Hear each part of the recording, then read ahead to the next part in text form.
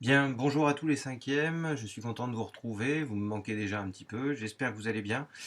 On tente une nouvelle formule avec des cours par correspondance et histoire que ce soit un petit peu plus vivant, je me suis dit que j'allais poster ça sur YouTube, comme ça vous donnera l'occasion d'entendre ma voix et puis ça permettra d'être un petit peu plus interactif si on veut. Voilà.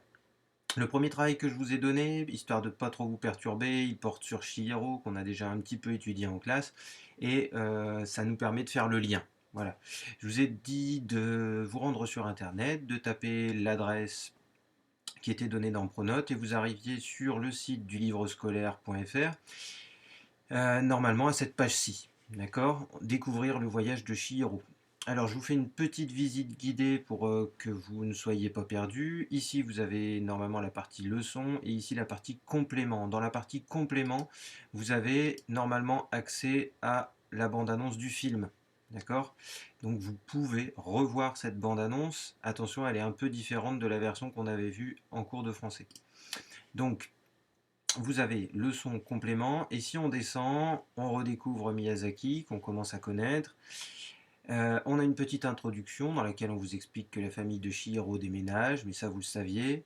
Et puis on a une étude liée à un passage, l'étude du passage 1, on démarre l'étape.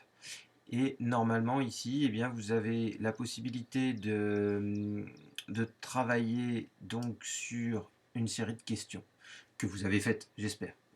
On va donc procéder à la correction. On commence tout de suite. Question numéro 1. Quelle image a-t-on de chacun des trois personnages, Chihiro, son père et sa mère, au début du film? Donnez des exemples précis. Alors, cette question, on y avait déjà répondu, mais elle n'était pas formulée de la même façon. Je voulais voir comment vous alliez vous y prendre. Quand on dit quelle image... Ah, il y a Pronote qui fait des siennes. Je vous demande une seconde, le temps que ça parte. Et merci Pronote. Voilà. Je suppose que vous avez aussi des soucis avec Pronote chez vous. Donc, quelle image a-t-on de chacun des trois personnages? Eh bien, c'était en fait de décrire leur caractère. On a trois caractères bien différents ici. Le premier, il s'agit du caractère de Chihiro.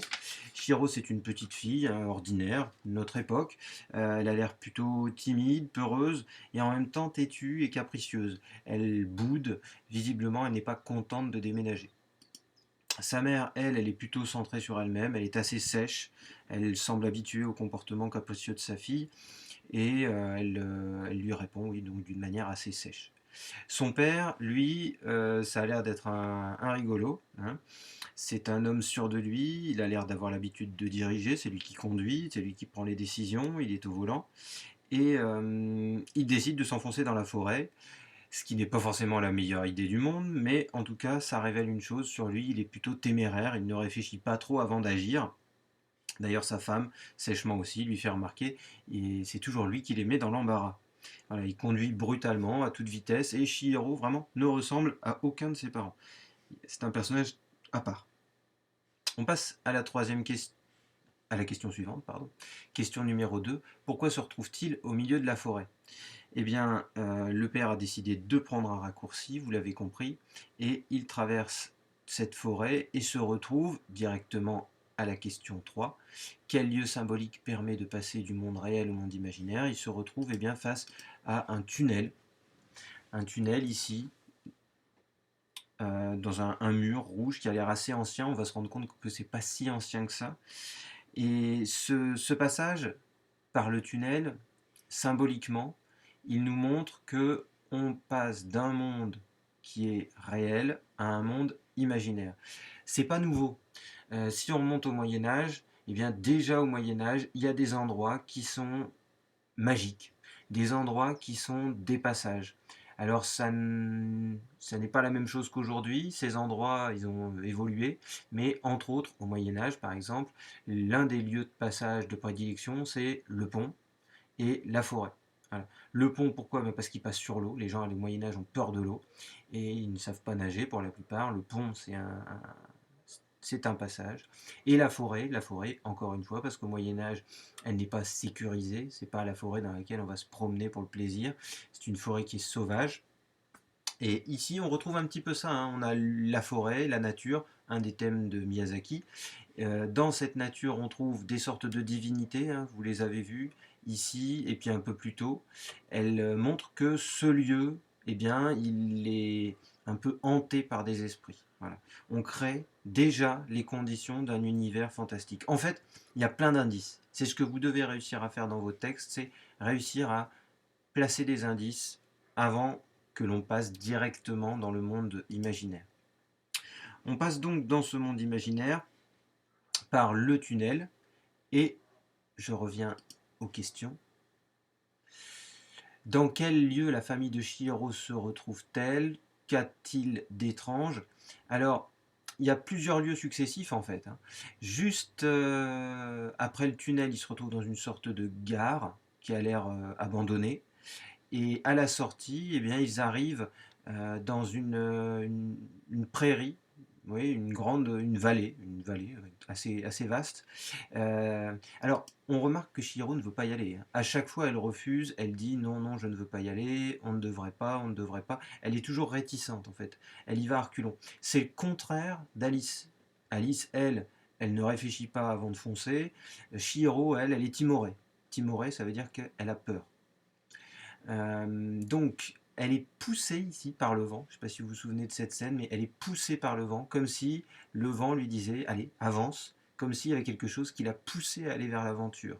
Le vent, on l'a déjà vu, c'est un des thèmes préférés de Miyazaki. Les parents et Chihiro arrivent dans cette espèce de monde qui ressemble à un parc d'attractions, mais qui est vide. Voilà comment on crée l'étrangeté. On montre un endroit qui est censé être gai, joyeux et rempli de monde, et on le transforme en son contraire. Ça va être un endroit totalement vide et sans animation. Du coup, ça va devenir inquiétant. Question numéro 6.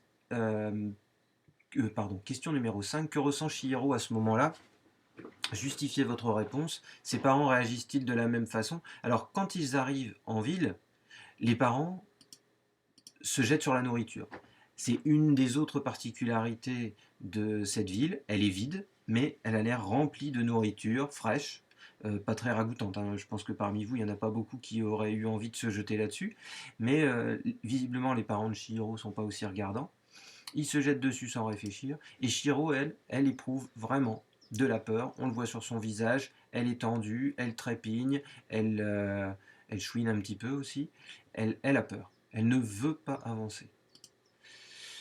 Pourquoi est-ce qu'elle s'éloigne? Eh bien justement parce qu'elle a peur, hein. Et là, elle rencontre un personnage qui s'appelle Aku. Ce personnage lui conseille de quitter l'endroit parce qu'il va s'animer. Et effectivement, ça ne manque pas, le paysage va s'assombrir, le soleil se couche, on a encore une fois un passage, et là, eh bien, vous avez des sortes d'ombres, de fantômes qui vont peupler toute la ville. Et là, Chihiro va totalement perdre les pédales, et on peut dire qu'on rentre véritablement dans l'aventure. Voilà. On a terminé la correction de ce passage. J'espère que vous avez pris des notes. Si ce n'est pas fait, eh bien, il va falloir le faire. C'est un cours comme un autre, je ne pourrai pas revenir là-dessus plus tard. Donc surtout prenez des notes dans le cahier. J'insiste, il faut présenter ça exactement comme un cours. Ensuite, pour la fois prochaine, je vais vous donner un travail à faire sur Pronote. Il s'agit d'un texte de François Place qui s'intitule Les derniers géants. Il y aura un questionnaire. C'est sur le même site, je vous donnerai le lien. Faites le boulot et je vous mets la correction normalement sur YouTube. Voilà. Je vous souhaite une bonne journée. Profitez encore un petit peu du soleil si ce n'est pas fait. Et puis à très bientôt. Au revoir.